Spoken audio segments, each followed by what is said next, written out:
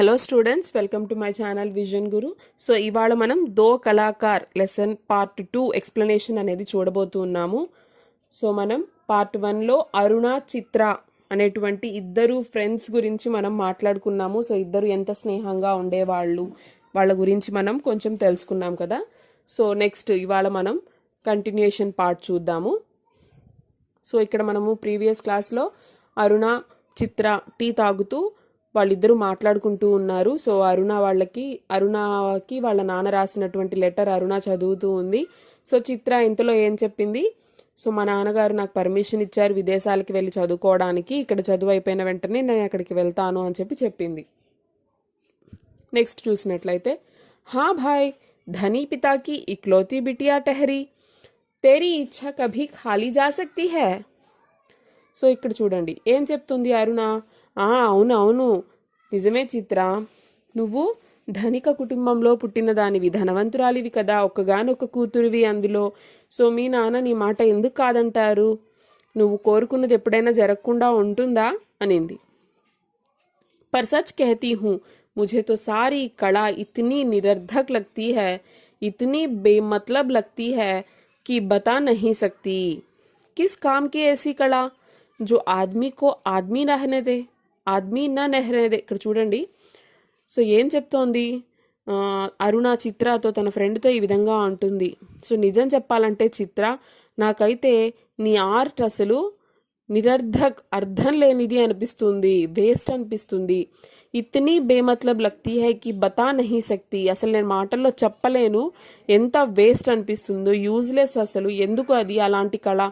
Kiss కామ్కి AC కళ జో ఆద్మీకో ఆద్మీ నా రహనేదే, ఒక మనిషిని మనిషిగా ఉంచలేనటువంటి ఆ కళ ఎందుకు పనికొస్తుంది. అరుణ ఆవేశ్ సే బోలి, ఆవేశంగా అరుణ అడిగింది. తో తుమ్ ముఝే ఆద్మీ నహీ సమజ్తీ క్యూ. సో వెంటనే చిత్ర అంది, అంటే మనిషిని మనిషిగా ఉంచదు అంటే ఏంటి, నేను మనిషిని కాదా నీ దృష్టిలో అని అడిగింది.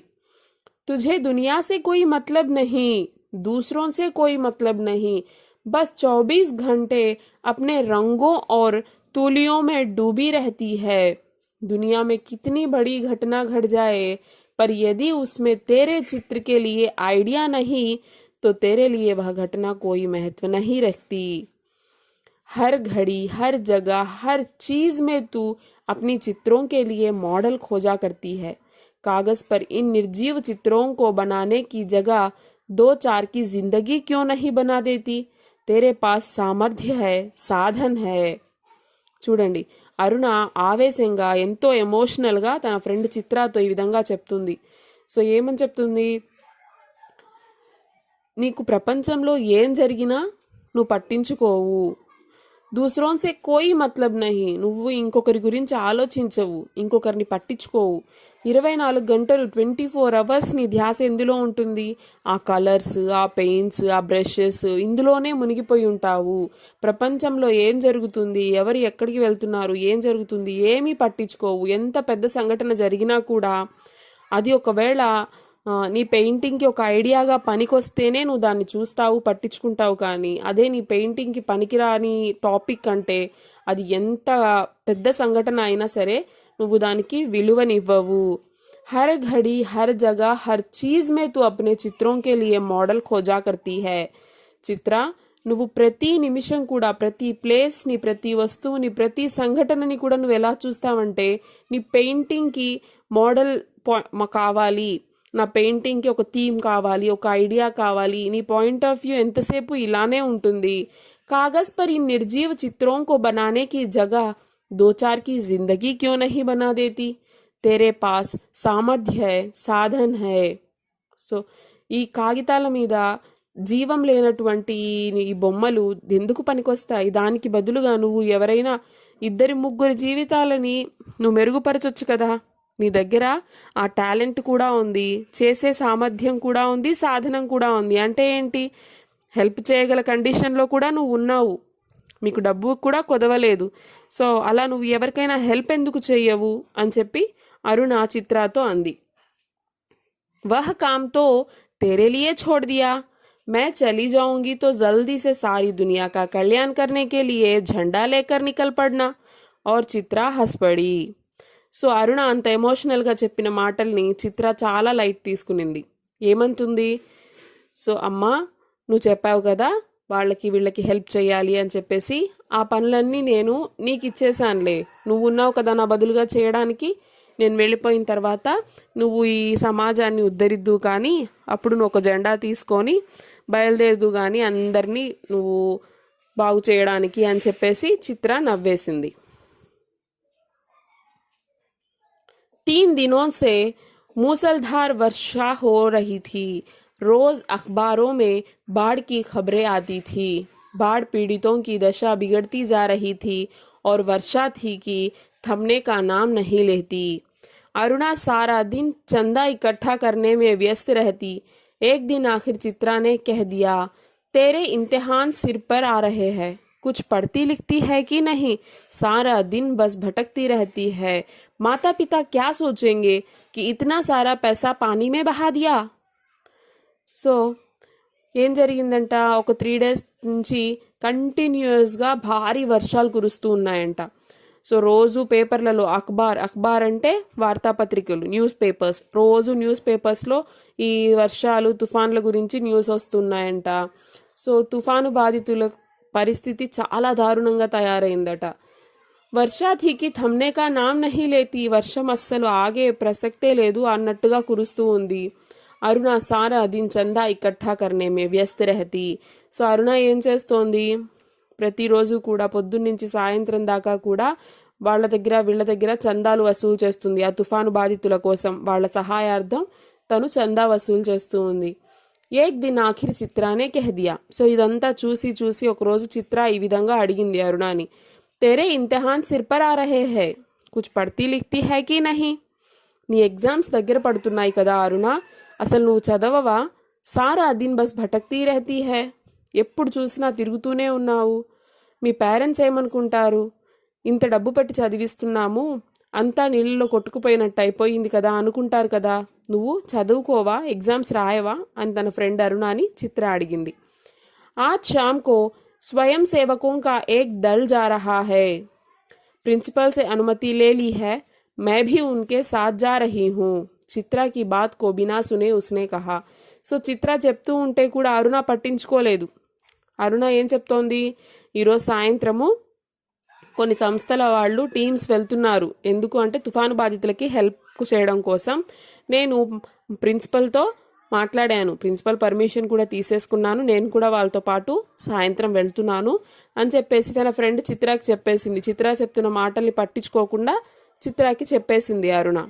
షామ్కో అరుణ చలీ గయి. సో సాయంత్రం వాళ్ళతో పాటు కలిసి తుఫాను బాధితులకి సహాయం చేయడానికి అరుణ వెళ్ళిపోయింది. 15 दिन बाद वह लौटी तो उसकी हालत काफ़ी ख़राब हो रही थी.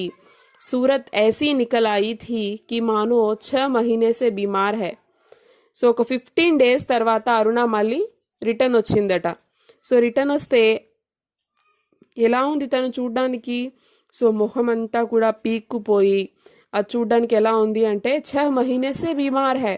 సో ఒక 6 నెలల నుంచి రోగాన పడి మంచాన పడి ఉంటారు కదా, సో హెల్త్ పాడైపోయి సో ఆ విధంగా తయారైపోయింది అరుణ.